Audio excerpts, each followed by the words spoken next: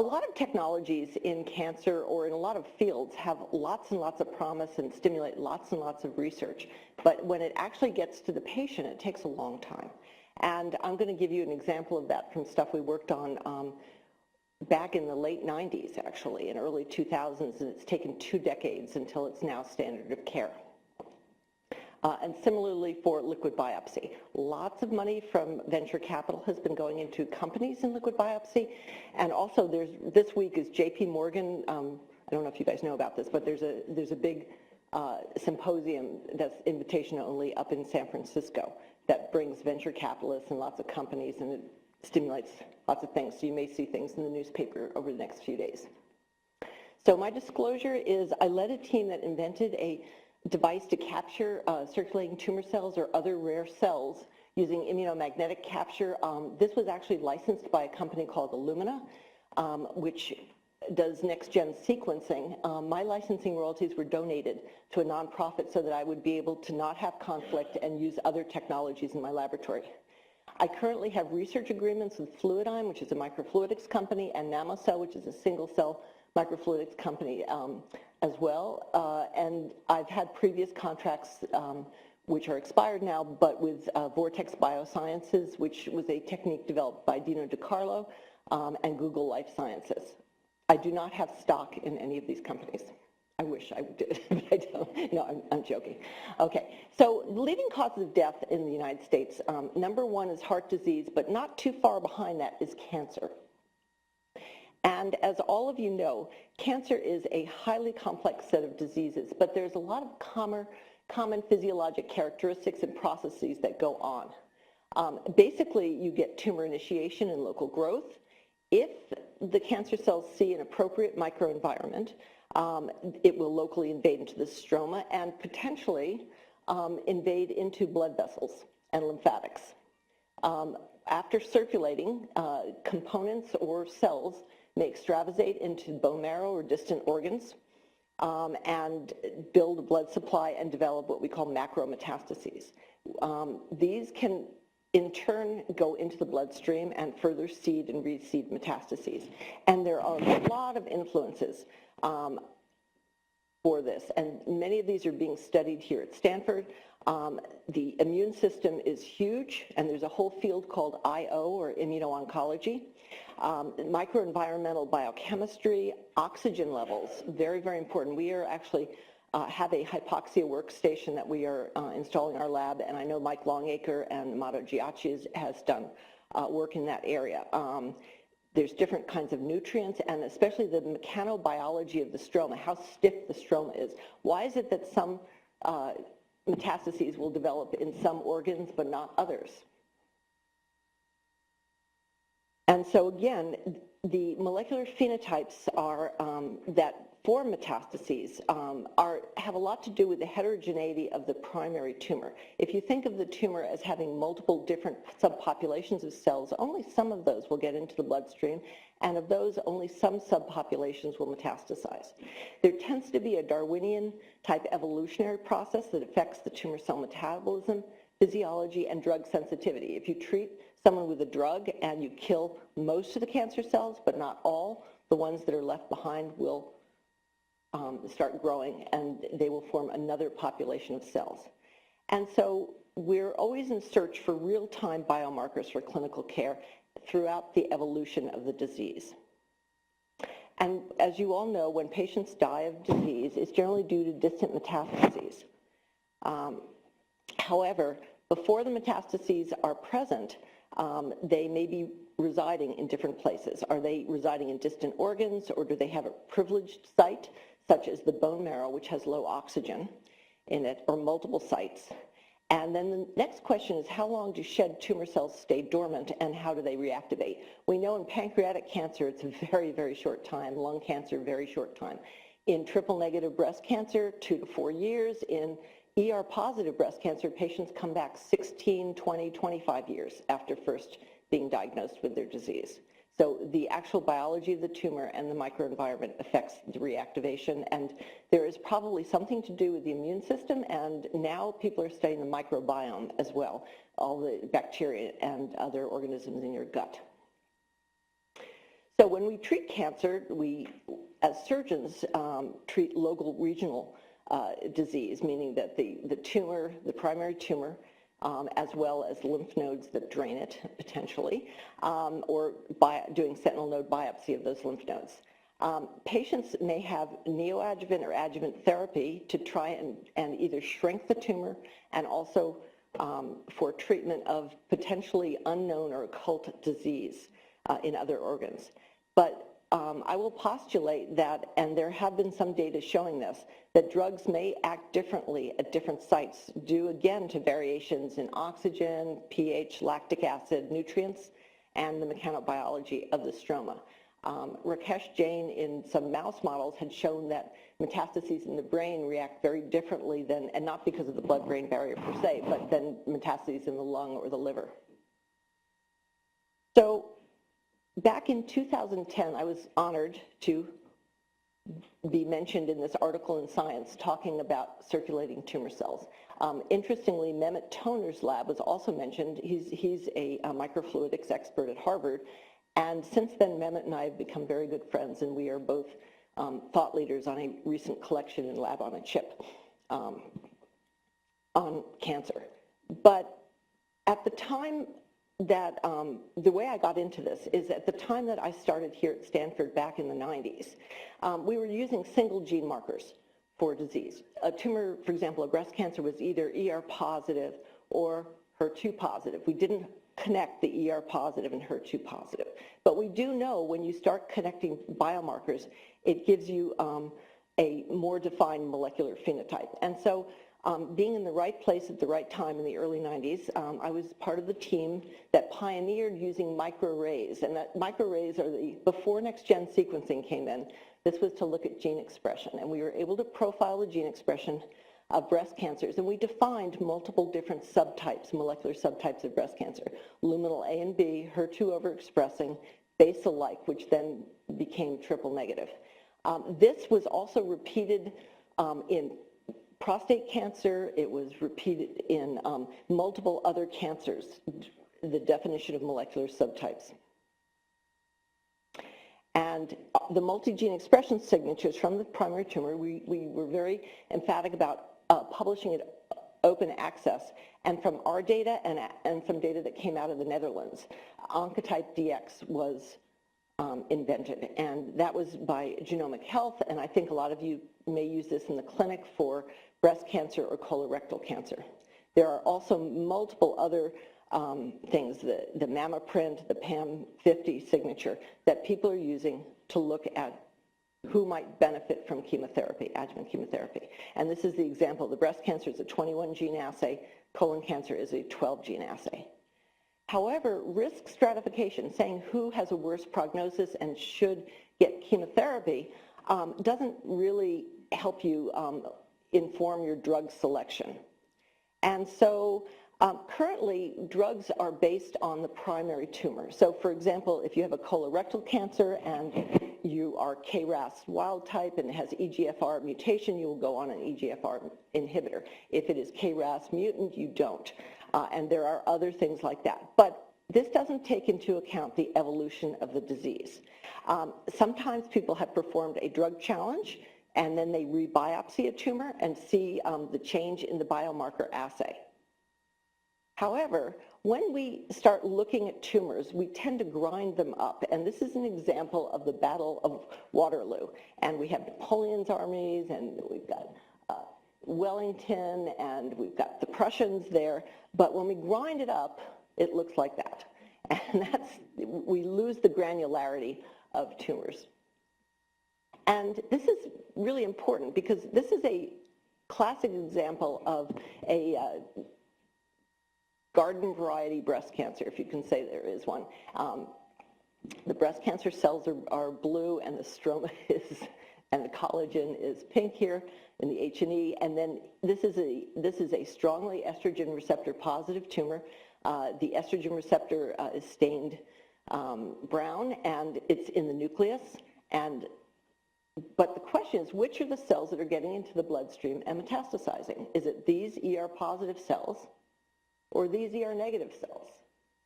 And that becomes a very important question because we have actually biopsied metastases in patients, and the patient with an ER-positive tumor can have an ER-positive metastasis as well as ER-negative metastases.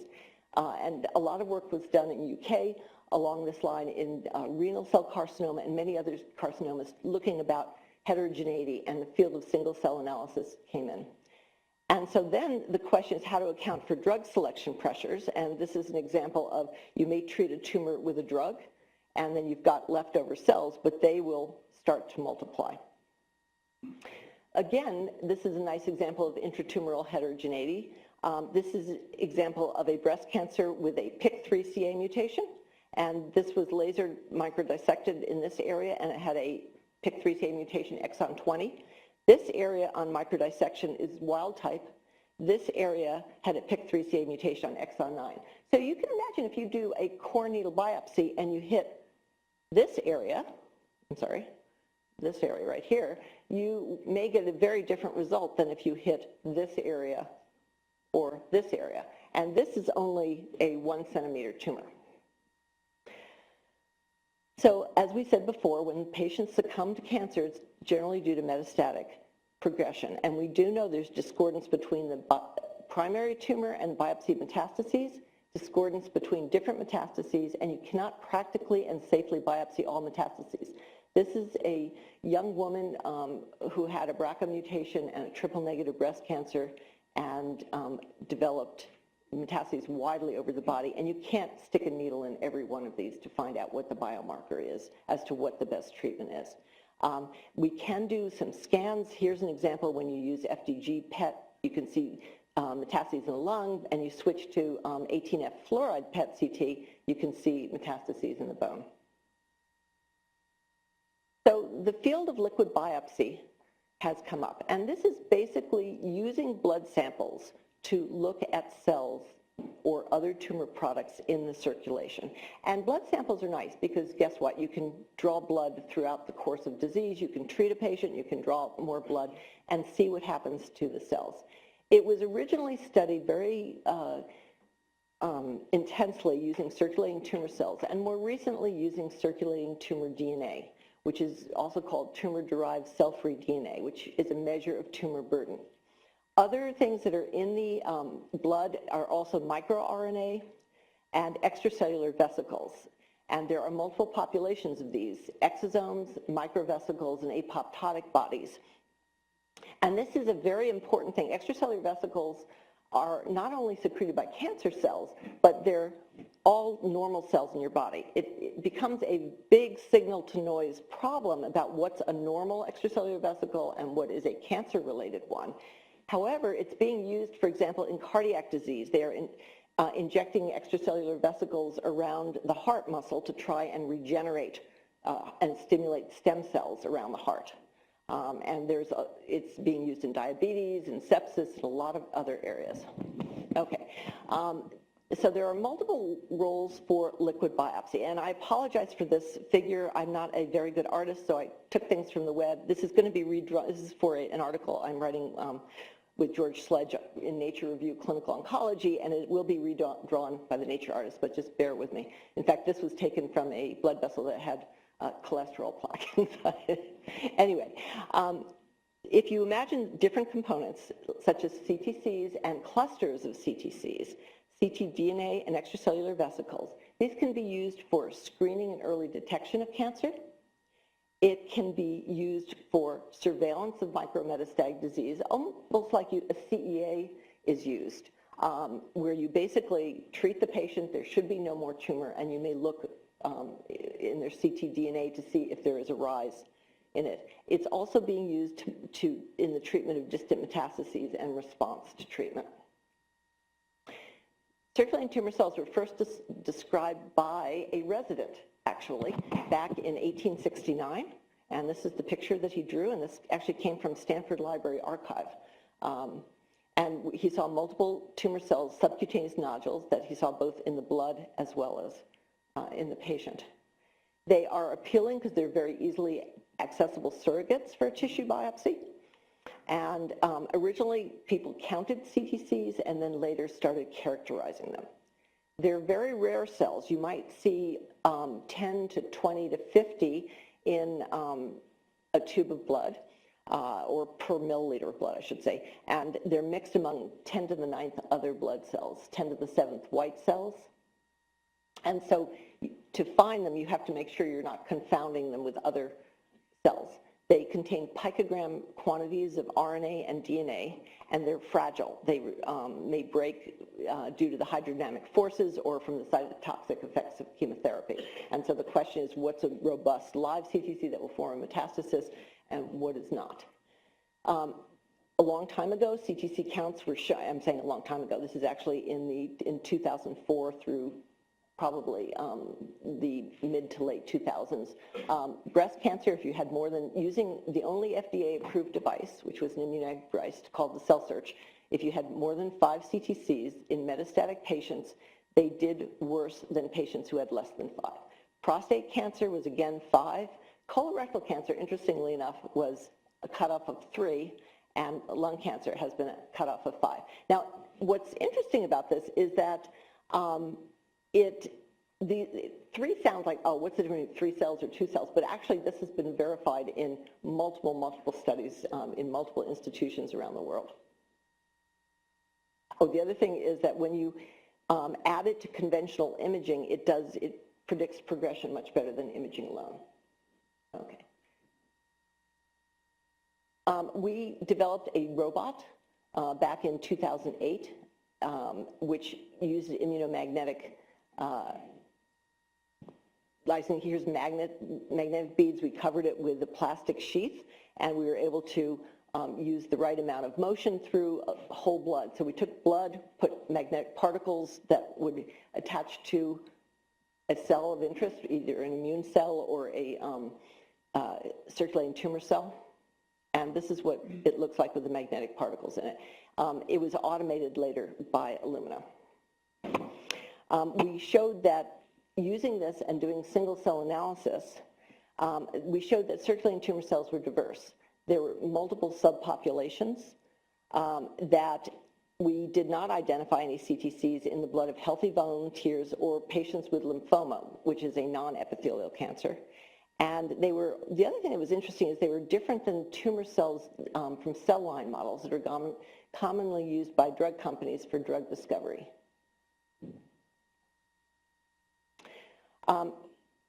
We and many others have seen CTCs as clusters, and the clusters may actually be, although they're much more rare than single CTCs, they actually may be more vertical. And they can be homotypic, meaning it's just a cluster of CTCs, or they can be heterotypic, meaning that they have other things that they're carrying with it. It's almost like they're carrying part of the stroma with it as well.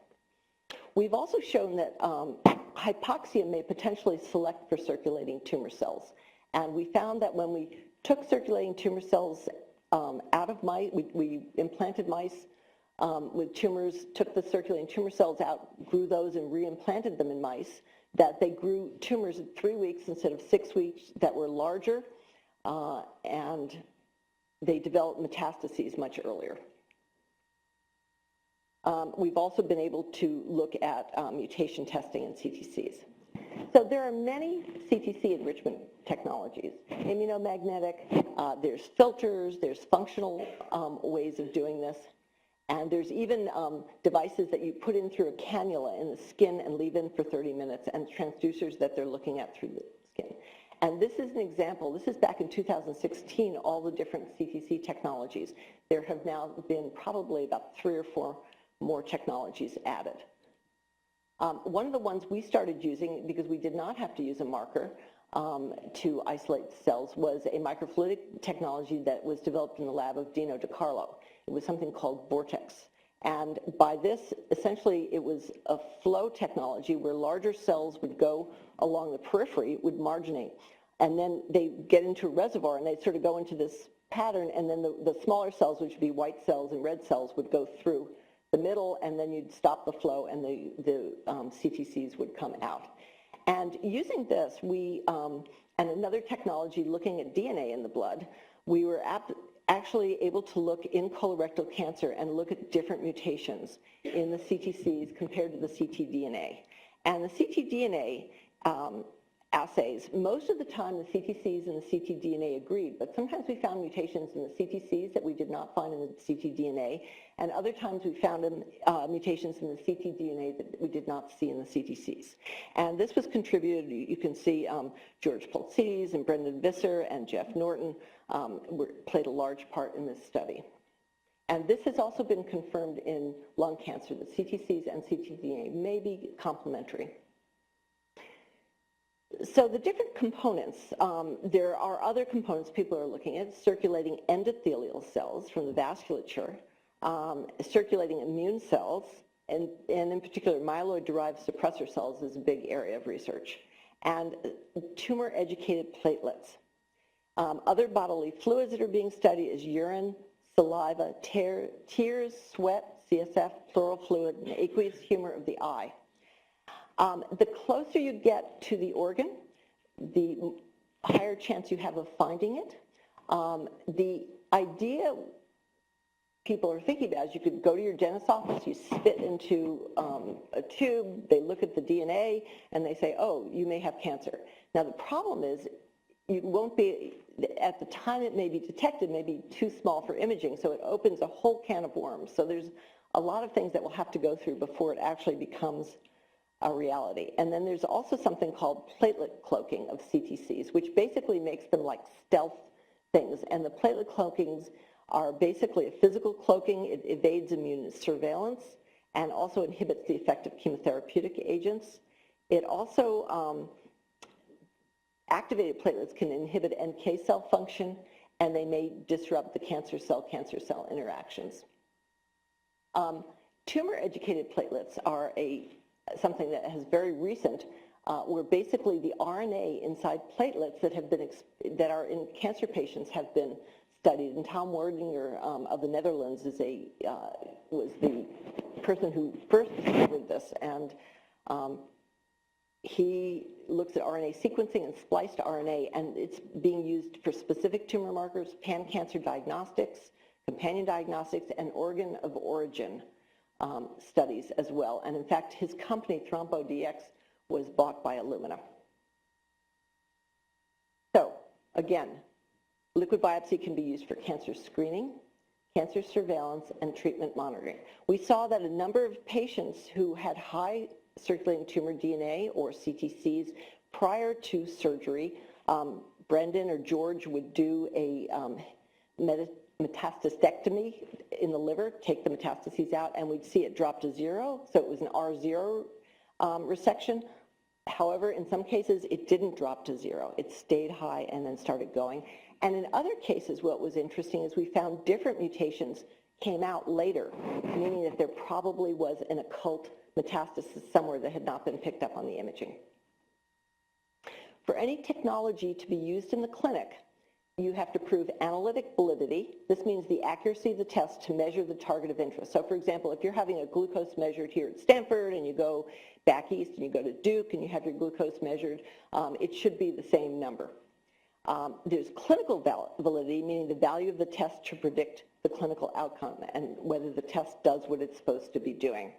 But the most important thing, and this has been a hurdle that's been very, very difficult to leap over for liquid biopsy, has been clinical utility. It means the ability of the test to lead to improved clinical outcome when treatment choice is informed by the test. So in other words, does it improve current standard of care? If someone has grossly metastatic disease, having a ctDNA test showing that they've got high levels of high tumor burden is not helpful. If it's something that would change what you do, it is helpful. But what's interesting is there was a SWOG study using circulating tumor cells where they took metastatic breast cancer patients, and if they had high CTC counts, treated with chemotherapy, and the counts still remained high, they were randomized to 2 groups. One was to switch therapies, and the other was to just continue until the CT scan 3 to 4 months later showed disease progression. Everybody expected that switching therapies would be better, but the answer was it didn't do anything. It was exactly the same Kaplan-Meier curve. This is the survival curves.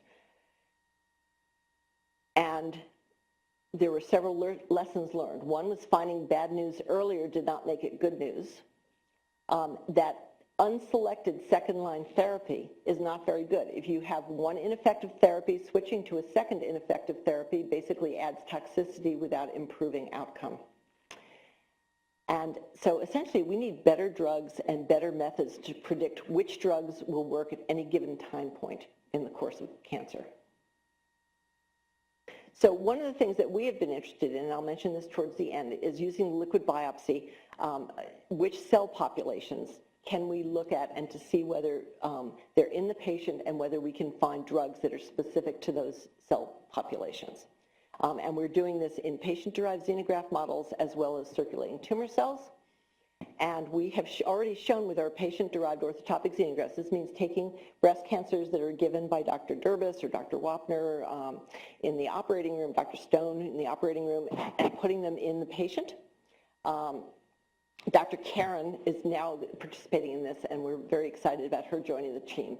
And we have shown that the tumors that grow out in the mice have the same, this is array CGH looking at the DNA, and you can see that the patient and the tumor look very similar. Similarly here, we've shown on H&E they're the same, and we have isolated circulating tumor cells from these mice, and we've also found lung metastases. And then we've used them to treat with different cancers, and they recapitulate the histologic, genomic, transcriptomic, and protein profiling. We have also done this with metastatic colorectal cancer, where we've taken liver tumors from Stanford operating room and put them into the liver of the mouse. This has been a little bit trickier because unfortunately we have seeded the peritoneal cavity, and some of the peritoneal tumor grows more than the actual liver tumor, so we did not have that technique down well. Others have put them onto the flank of the mouse and then transferred them to the liver, so that may be a better thing. I know that Jeff has done a lot of work with Jeff Krampitz looking at pancreatic cancer put into the pancreas of the mouse. We have also been growing cancer cells in vitro, and our goal is to do that with circulating tumor cells. This was a collaboration with Sarah Halshorn's lab, who has specific hydrogels that are made with elastin-like proteins, which gives it elasticity, and hyaluronic acid, which has a certain viscosity. And if you get the viscosity and elasticity right, you will grow cells. And we've taken cells from mice as well as from patients to do this. And we will be doing this with patients, actually. So circulating tumor DNA is now, when people say liquid biopsy, people are no longer thinking CTCs, they're thinking circulating tumor DNA. And this has, again, as many companies in this area, and that is one of the issues. And so circulating tumor DNA reflects tumor burden. And so the thing is, you need to determine, it can be targeted, and where they're testing specific mutations. For example, colorectal cancer and lung cancer are very good because they have lots of mutations. Maybe 40% will have mutations.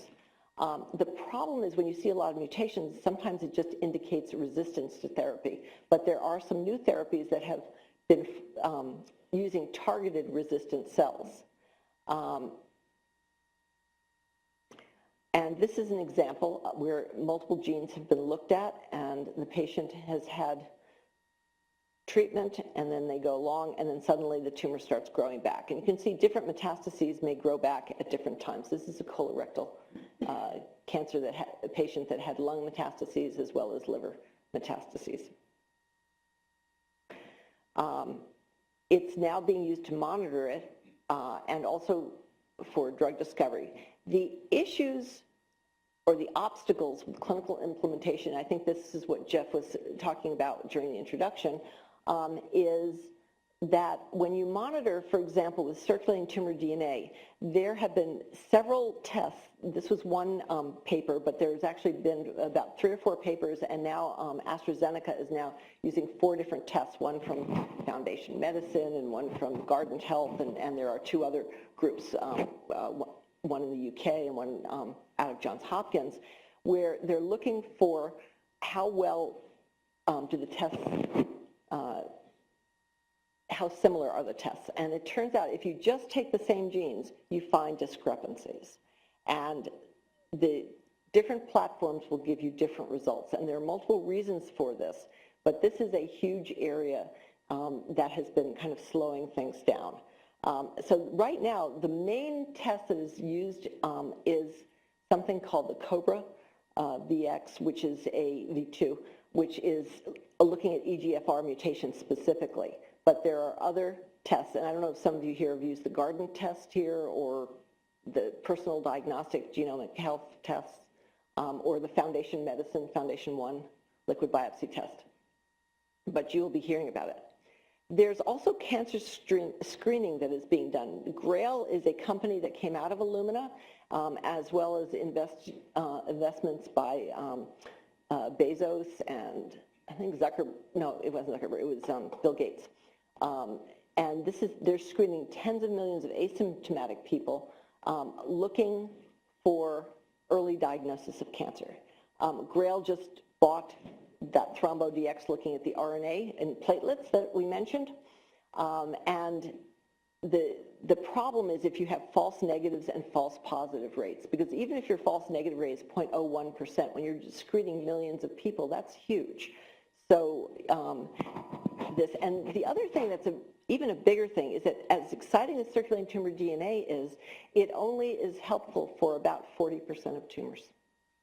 Now, Johns Hopkins came out with an 8-gene panel recently that seems to be good, again, for pancreatic cancer and for lung and colorectal, but not very good for breast cancer because some breast cancers do not have a lot of mutations or abnormalities, aberrations. Again, microvesicles and exosomes, I just want to mention that they have different origins. This is from Bleving, and exosomes start with a microvesicular body that then kind of fuses with the membrane and is secreted. There are different sizes, and there are new things called exomeres now, which are very small. Here's exosomes, and this is the size of a retrovirus, and interestingly, these are VLDL and chylosomes and other lipids that are normal in the blood. So how you isolate things is going to be a very big deal. And then microvesicles and then apoptotic bodies are the largest ones. And so the field of extracellular vesicles is exploding right now and in many different fields. So again, how do we predict drug response? And I mentioned the things that we were doing with mice before. Carolyn Dive in UK has done something called CTC-derived explants, where she's taken CTCs from small cell lung cancer. Now, small cell lung cancer is a little different than non-small cell lung cancer. Small cell lung cancer, as you know, is a neuroendocrine tumor, and they have hundreds to thousands of CTCs, as opposed to non-small cell lung cancer, which, like other solid tumors like breast, prostate, and colorectal, tend to have 10s to 20s, up to 50 or 100 CTCs. And she was able to make explants in mice. So the big question is, how do we use the knowledge of tumor cell dissemination, and it's able to get the whole spectrum of disease and biopsy in real time to eradicate this?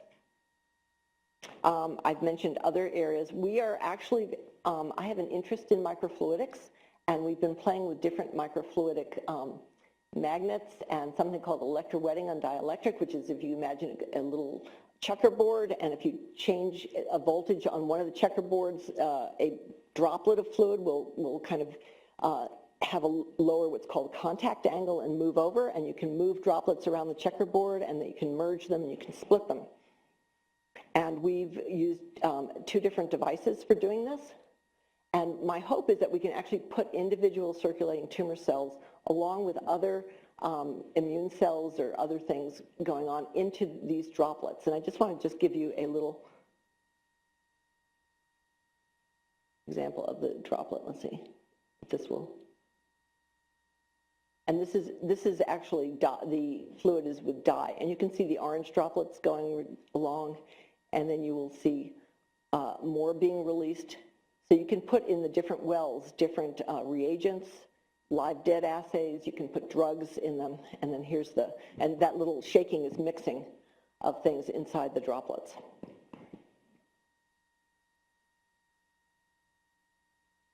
And then they're mixing right around here, if you can see. And we've done live dead drug assays. The green cells are alive and the red cells are dead. So this is my group in the beginning. We just started doing, I worked with an electrical engineer, Amir Ali Talasaz, who's the one who later started Guardant, ctDNA. This is Ashley Powell. And then we worked with Ron Davis and Fabian Pease from electrical engineering, Mike Mindrinos to do the mag sweeper. Later on, as we started getting into the vortex and working with PDX models, the lab expanded. We have had multiple babies in our lab, so if anyone's having trouble getting pregnant, I always tell them come to my lab because almost every woman in my lab has had a baby at some time during the course of things. And this was a group that's working on the microfluidic platforms, as well as our current group who are now, we have an undergraduate and we have a visiting graduate student from Brazil who's working on NK cell interactions, single cell interactions with CTCs and cancer cells. And Charmaine is from electrical engineer, and Praveen is a molecular biologist who's doing in vitro testing along with Margot Belon. So I want to thank you, and I think we have enough time for questions.